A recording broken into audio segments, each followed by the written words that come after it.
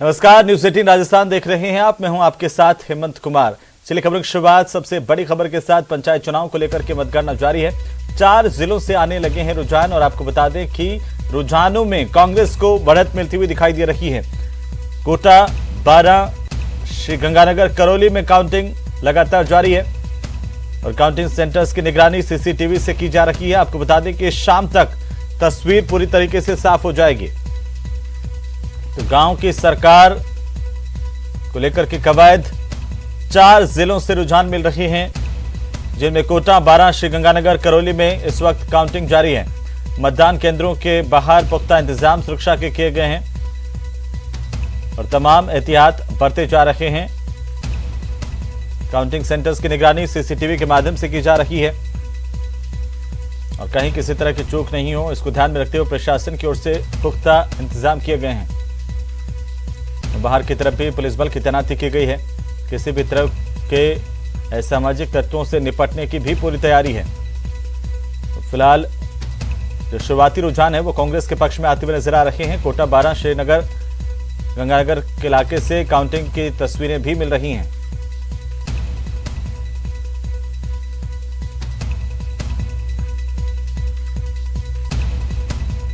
तो 500 से ज्यादा पंचायत समिति सदस्यों को लेकर के मतगणना इस वक्त चल रही है। 106 जिला परिषद के सदस्य हैं। कांग्रेस को 2 रुझान अभी तक बढ़त के मिले हैं, अदर्स 1 पर आगे हैं और इस तरीके से जो ताजा जानकारी इस वक्त मिल पा रही है वो हम आपको बता दें कि 568 पंचायत समिति सदस्यों को लेकर के भी मतगणना इस वक्त चल रही है। 5 रुझान कांग्रेस के पक्ष में।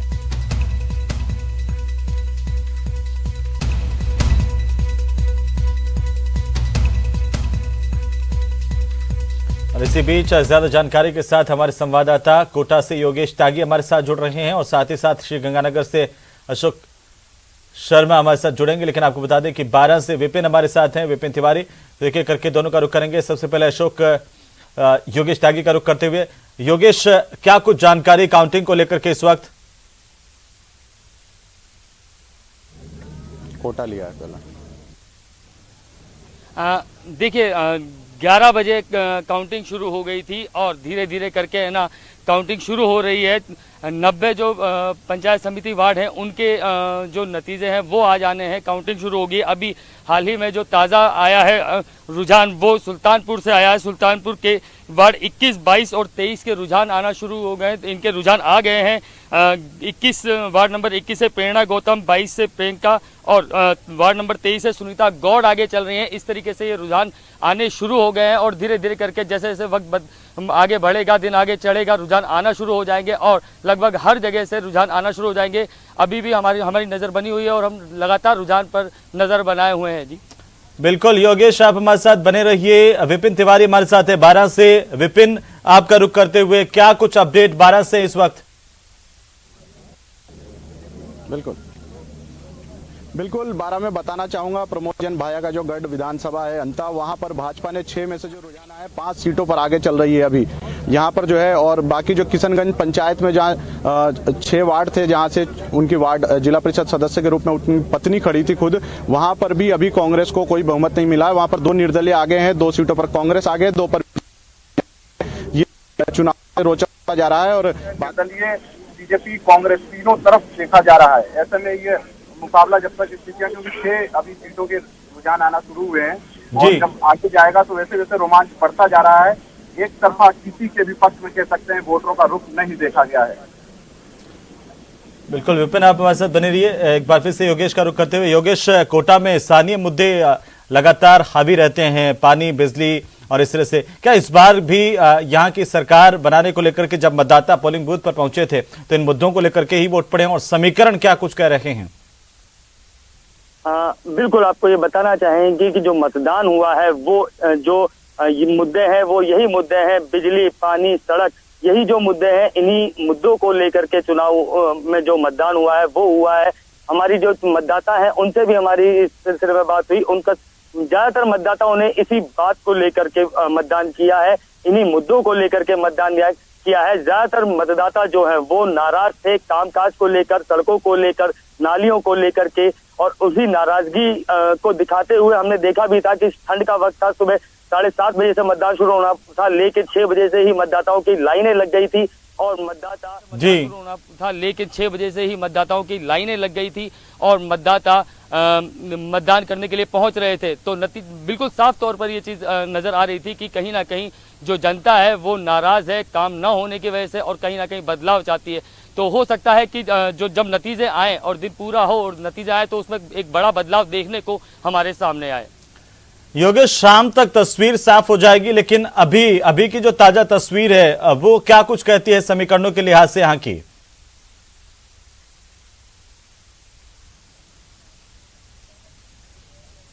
देखिए, अगर समीकरणों की बात करें तो बीजेपी और कांग्रेस दोनों की लगभग एक जैसी ही स्थिति है, क्योंकि जैसे ही इनका आगाज हुआ था चुनाव का और टिकट वितरण हुआ था, तभी से दोनों ही पार्टियों में अंतःकलह की जो खबरें थी वो खुलकर सामने आ रही थी। अब देखना यह है कि किस पार्टी में कितनी ज़्यादा अंतःकलह होती है और कौन कितने को मैनेज करने में, अपने जो कार्यकर्ता उनको मैनेज करने में सक्षम हो पाती है पार्टी, क्योंकि अंतःकलह तो दोनों के ही साथ बनी हुई है और दोनों ही पार्टियों ने अपना पूरा दमखम इन चुनावों के अंदर लगाया है। अब देखना यह है कि जो नतीजे हैं वो किसके पक्ष में आते हैं और जो आत्मघाती हैं वो किसको नुकसान पहुंचाते हैं। बिल्कुल, चलिए बहुत बहुत शुक्रिया हमारे साथ जुड़ने के लिए, तमाम जानकारी के लिए। लगातार आप दोनों से अपडेट हम लेते रहेंगे, योगेश और विपिन, शुक्रिया। लगातार अपडेट इस बात को लेकर के मतगणना फिलहाल जारी है और मतगणना के बाद अब जो रुझान अभी मिल रहे हैं उनको लेकर के भी लगातार अपडेट हम आपको दिखाते रहेंगे। फिलहाल अगली खबर का हम रुख करेंगे उदयपुर से, बड़ी खबर जहां पर लेक सिटी में राज्यपाल कलराज मिश्र की मौजूदगी, 2 दिन का उनका महत्वपूर्ण दौरा, आज दूसरा दिन है उनके दौरे को लेकर के। तो राज्यपाल कलराज मिश्र स्मार्ट विलेज मदार पहुंचे हैं। राज्यपाल स्मार्ट विलेज मदार संगोष्ठी के अंदर शिरकत कर रहे हैं और ये सीधी तस्वीरें हम आपको दिखा रहे हैं उदयपुर से, जहां पर राज्यपाल की मौजूदगी, राज्यपाल कलराज मिश्र के दौरे का आज दूसरा दिन और कल उन्होंने महाराणा प्रताप विश्वविद्यालय के दीक्षांत समारोह में शिरकत की थी। अभी लेक सिटी में राज्यपाल कलराज मिश्र मदार संगोष्ठी में शिरकत कर रहे हैं। स्मार्ट विलेज मदार संगोष्ठी को लेकर के आयोजन, जहां पर राज्यपाल की मौजूदगी मंच पर, और इस वक्त ये सीधी तस्वीरें लेक सिटी से हम आपको दिखा रहे हैं। तो आज राज्यपाल कलराज मिश्र के दौरे का आज दूसरा दिन है उदयपुर में। इस संगोष्ठी में शिरकत कर रहे हैं राज्यपाल कलराज मिश्र।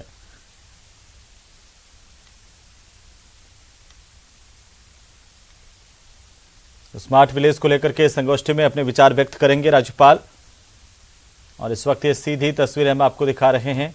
जब राज्यपाल यहां पर पहुंचे थे उस वक्त उन्होंने अवलोकन भी किया, तमाम चीजों को देखा कि स्मार्ट सिटी किस तरीके से विकसित होगी, कैसे आखिरकार कामकाज हो रहा है और इसी को लेकर के स्मार्ट विलेज मदार में संगोष्ठी है। तो महात्मा गांधी की अवधारणा जो कि हमारे गांव सशक्त होने चाहिए और गांव को और ज्यादा किस तरीके से हाईटेक किया जा सकता है, स्मार्ट विलेज में उनको कैसे तब्दील किया जाए, कैसे उनको हाईटेक किया जाए, जहां पर जो तमाम सुविधाएं हैं वो ग्रामीण इलाकों तक पहुंचे। ये एक सबसे बड़ी चुनौती प्रशासन के सामने भी रहती है। शहरों में अमूमन सुविधाएं होती हैं, लेकिन ग्रामीण इलाकों तक तमाम सुविधाएं कैसे पहुंचे, गांव के लोग उनका उपयोग कैसे कर पाएं, क्योंकि लगातार हाईटेक होते हुए गांव और उनको आगे लेकर के जाना एक बड़ी चुनौती। राज्यपाल ने तमाम चीजों को देखा है, जो मॉडल यहां पर लगाए गए थे उनको भी देखा कि किस तरीके से हाईटेक सुविधाएं ग्रामीण इलाके में होंगी।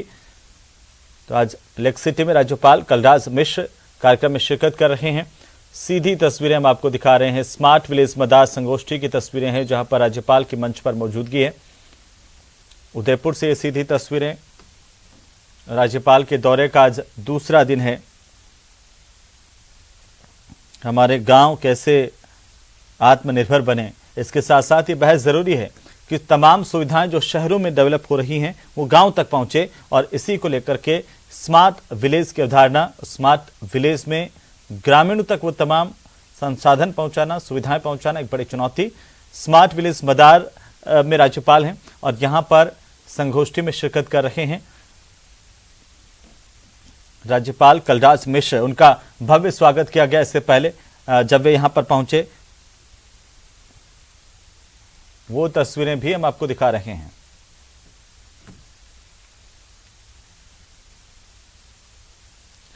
तो चलिए आगे बढ़ेंगे और रुख करते हैं बुलेट 100 का।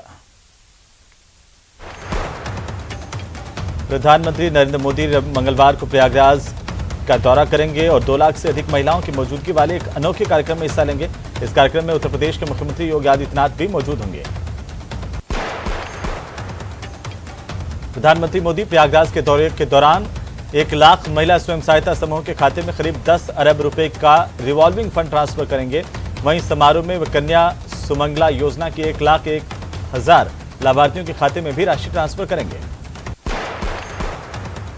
संसद के शीतकालीन सत्र के आखिरी चरण में पहुंचने से पहले आज बीजेपी की संसदीय दल की बैठक हुई। केंद्रीय गृह मंत्री अमित शाह के अलावा केंद्रीय मंत्री सर्बानंद सोनोवाल समेत बीजेपी अध्यक्ष जेपी नड्डा भी इस मीटिंग में हिस्सा लेने के लिए पहुंचे। कोरोना का नया ओमिक्रॉन वेरिएंट दिनों दिन बढ़ता जा रहा है। देश में अब तक ओमिक्रॉन के 200 केस आ चुके हैं और दुनिया के 90 देशों में यह वेरिएंट फैल चुका है। हालांकि राहत की बात यह है कि इनमें से कई मरीज ठीक भी हो चुके हैं। देश में बढ़ती ओमिक्रॉन की आफत के बीच यूपी के रामपुर में विदेश से लौटे 98 यात्री लापता हैं। रामपुर स्वास्थ्य विभाग इन यात्रियों की को लेकर के इंटेलिजेंस की मदद से ढूंढने में लगा है। WHO ने ओमिक्रॉन वायरस को लेकर सख्त चेतावनी जारी की है। WHO ने कह दिया है कि अगर शोक नहीं मनाना चाहते हैं तो बेहतर है हम क्रिसमस और न्यू ईयर का जश्न ना मनाएं।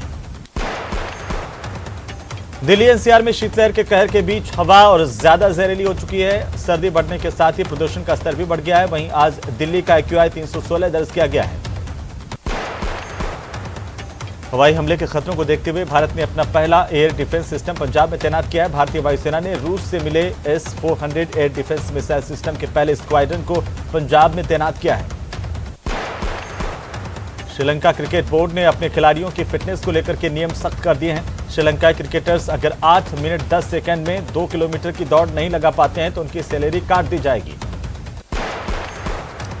समाजवादी पार्टी के राष्ट्रीय अध्यक्ष अखिलेश यादव 8वें चरण की विजय रथ यात्रा मैनपुरी से एटा तक निकालेंगे। विभिन्न स्थानों पर वे इस दौरान जनसभा को संबोधित करेंगे। कांग्रेस के पूर्व अध्यक्ष राहुल गांधी ने पंजाब और कुछ अन्य जगहों पर भीड़ द्वारा पीट कर कथित तौर पर मार डालने यानी कि लिंचिंग की हालिया घटनाओं पर thank you Modi ji hashtag के जरिए पीएम मोदी पर निशाना साधते हुए ट्वीट किया, जिसमें उन्होंने लिखा कि 2014 से पहले लिंचिंग शब्द सुनने में भी नहीं आता था। बीजेपी आईटी सेल प्रभारी अमित मालविया ने कांग्रेस नेता राहुल गांधी पर निशाना साधते हुए ट्वीट किया और कहा कि मिलिए राजीव गांधी से। मॉब लिंचिंग के जनक सिखों के जनसंहार को सही बताते हुए कांग्रेस ने सड़कों पर खून का बदला खून से लेंगे जैसे नारे लगाए। सोमवार का दिन शेयर बाजार के लिए ब्लैक मंडे साबित हुआ और निवेशकों के एक ही दिन में 9 लाख करोड़ रुपए से ज्यादा डूब गए। चूरू के बकरा मंडी के पास 19 दिसंबर को 2 पक्षों में हुए खूनी संघर्ष का वीडियो अब सोशल मीडिया पर वायरल हो रहा है। वायरल वीडियो में साफ दिख रहा है कि लोग एक दूसरे पर लाठी डंडों से हमला कर रहे हैं। दोनों पक्षों में हुए खूनी संघर्ष को लेकर कोतवाली थाने में मुकदमे दर्ज करवाए गए हैं। बकरा मंडी के पास हुए इस विवाद में 10 लोग घायल हो गए। कोटा में पुलिस ने राजस्थान गुंडा एक्ट के तहत कार्रवाई करते हुए 9 अपराधियों को जिला बदर किया है। पुलिस ने आपराधिक गतिविधियों पर अंकुश लगाने के लिए 9 आदतन अपराधियों को चिन्हित किया। इसके बाद जिला मजिस्ट्रेट ने सभी 9 अपराधियों को जिला बदर करने के आदेश दिए।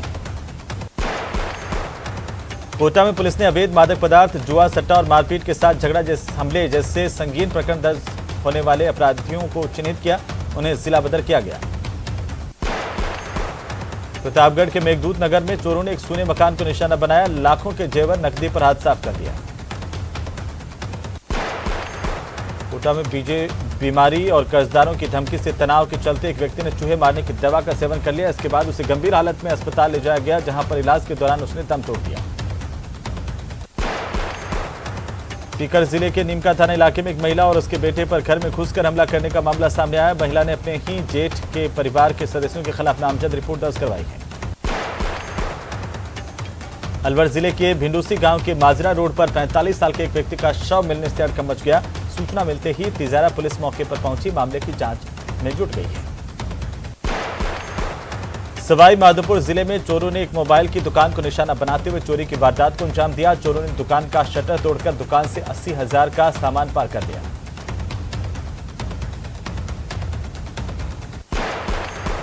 खबरों में फिलहाल वक्त एक छोटे से ब्रेक का, जल्द लौटेंगे।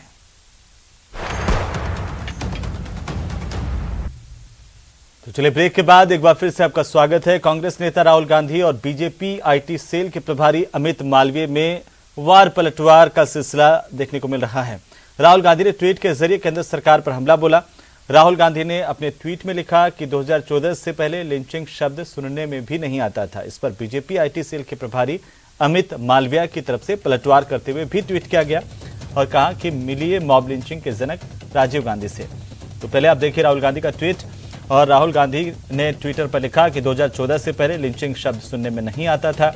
इसी को लेकर के बीजेपी आईटी सेल की तरफ से अमित मालवीय ने पलटवार किया और उन्होंने लिखा कि मिलिए मॉब लिंचिंग के जनक राजीव गांधी से। कांग्रेस ने सिखों के जनसंहार को सही बताते हुए सड़कों पर खून का बदला खून जैसे नारे लगाए, बलात्कार किया, सिखों के गले में जलते टायर लपेटे, वहीं नालों में फेंके गए जले हुए शवों पर कुत्ते मंडराते देखे गए।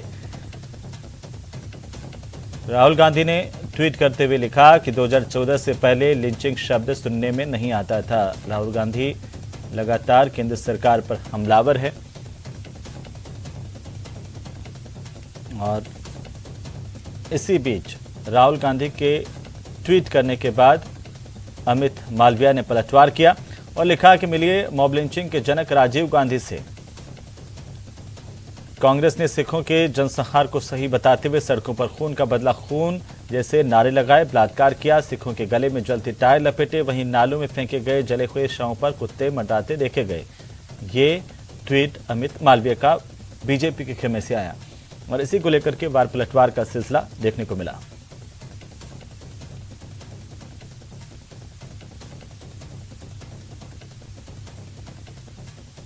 तो राहुल गांधी पर अमित मालवीय ने निशाना साधा। पहले राहुल गांधी ने केंद्र सरकार पर जोरदार हमला बोला, ट्वीट किया। उसके जवाब में बीजेपी की तरफ से अमित मालवीय आगे आए। उन्होंने ट्वीट करते हुए निशाना साधा।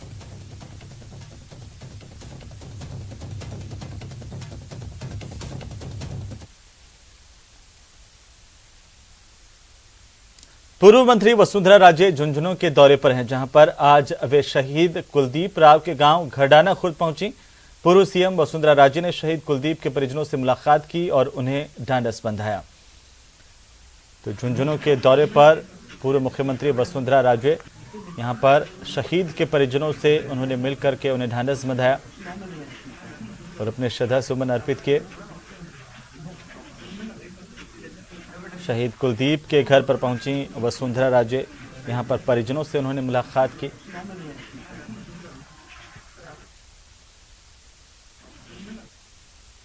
तो चलिए आगे बढ़ेंगे। जयपुर से बड़ी खबर है। आपको बता दें कि कंप्यूटर शिक्षक भर्ती की विज्ञप्ति जारी करने की मांग को लेकर के लगातार आंदोलन अब अभ्यर्थी तेज करते जा रहे हैं। इस मांग को लेकर के आज लगातार तीसरे दिन भी राजधानी जयपुर में अभ्यर्थियों का सत्याग्रह जारी है। अमर जवान ज्योति के सामने बड़ी संख्या में बेरोजगार युवा जुटे हुए हैं। 23 दिसंबर तक कंप्यूटर शिक्षक भर्ती जारी करने की मांग की जा रही है। 23 दिसंबर तक कंप्यूटर शिक्षक भर्ती नहीं जारी करने पर इन्होंने चेतावनी दी है कि बड़ी संख्या में बेरोजगार दिल्ली की तरफ कूच करेंगे।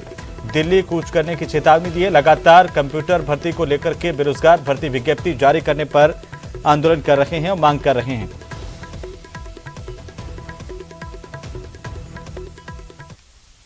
तो चलिए आगे बढ़ेंगे और रुख करेंगे फास्ट न्यूज का। कोस्ट गार्ड और गुजरात एटीएस ने 400 करोड़ के ड्रग्स की एक खेप पकड़ी है। सीमा पार रची साजिश के मुताबिक ये ड्रग्स गुजरात होकर राजस्थान से पंजाब पहुंचाई जाने वाली थी। ड्रग्स के साथ 6 पाकिस्तानी नागरिकों को गिरफ्तार किया गया है। धौलपुर में सिद्ध मंदिर पर रहने वाले साधु की निर्ममता से हत्या के से इलाके में हड़कंप मच गया। पोस्टमार्टम के बाद पुलिस मामले की जांच कर रही है।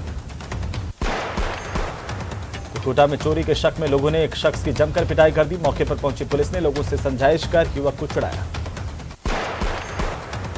जोधपुर के मेडिप्लस अस्पताल के पार्किंग से 3 बदमाशों ने बाइक पार कर ली। चोरी की इस वारदात का वीडियो सामने आया है। मालिक ने बासनी थाना पुलिस ने इस मामले की शिकायत दर्ज करवाई है। अजमेर में पुलिस ने जुआ और सट्टे के खिलाफ बड़ी कार्रवाई की। नगरा इलाके का कुख्यात सटोरिया धर्म के अड्डे पर पुलिस ने कार्रवाई की और 17 सटोरियों को गिरफ्तार किया गया। उदयपुर के सवीना पुलिस ने अवैध हथियारों के साथ 3 बदमाशों को गिरफ्तार किया है। साथ ही 3 अवैध पिस्टल और 4 जिंदा कारतूस बरामद किए गए हैं। दौसा पुलिस को 30 घंटे बाद बड़ी सफलता मिली। पुलिस ने जेल तोड़कर फरार होने वाले आरोपी को गिरफ्तार किया। आरोपी ने रविवार की सुबह बांदीकुई थाने के हवाला तोड़कर फरार हो गया था। चोरी की तारानगर पुलिस ने 7 दिन पहले हुई चोरी का खुलासा कर दिया है। 2 आरोपियों को पुलिस ने गिरफ्तार किया। आरोपियों से पूछताछ जारी है। उधर धौलपुर पुलिस ने भी जब्त वाहनों से चोरी के मामले में 3 आरोपियों की गिरफ्तारी की। पूछताछ में तीनों ने चोरी की वारदात को कबूल किया है।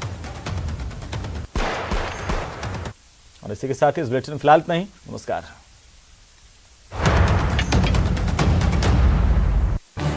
इस न्यूज